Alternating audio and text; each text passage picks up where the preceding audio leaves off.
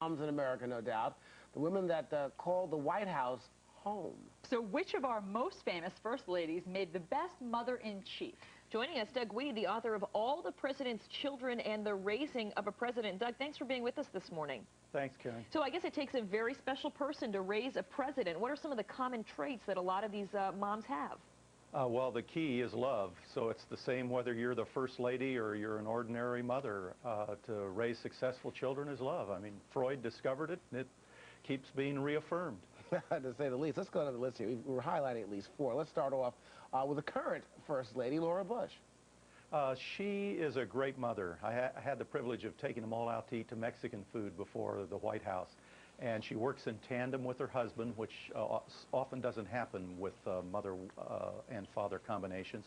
She gives her children perspective. She has perspective, and she gives that. But most importantly, there's that unconditional love. She reminds me a little bit of Julia Dent Grant, because Julia Grant, as First Lady, was criticized for not giving enough structure or discipline to her children.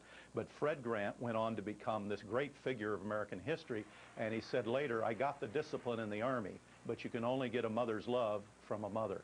Okay, let's go through some other recent First Ladies. Let's compare Hillary Clinton, Jackie Kennedy, and Barbara Bush. Were their styles similar or quite different?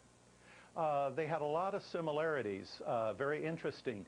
Jackie Kennedy studied presidential children. She learned that the most successful kept away from the limelight, and she shared that information with Hillary when the Clintons went in.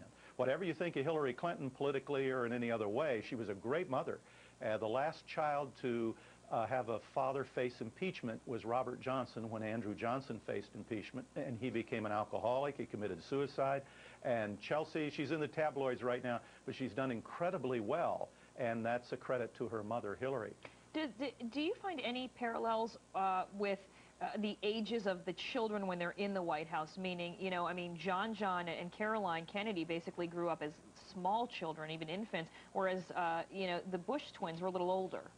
Yeah, that's a fascinating question, but the truth is the impact of the celebrityhood of the presidency affects these children regardless of their age. So the pathology that a presidential child experiences is going to be the same regardless of when their father was president or how old they were when they're there. Remember, the White House is a very short period of their life. It's 4 years or 8 years, sometimes it's 2 years when the president dies, and they spend their whole life as the president's child.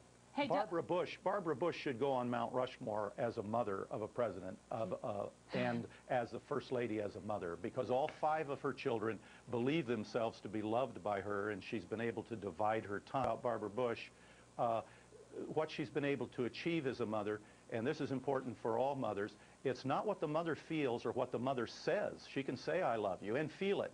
It's what the child perceives, and that's the real trick.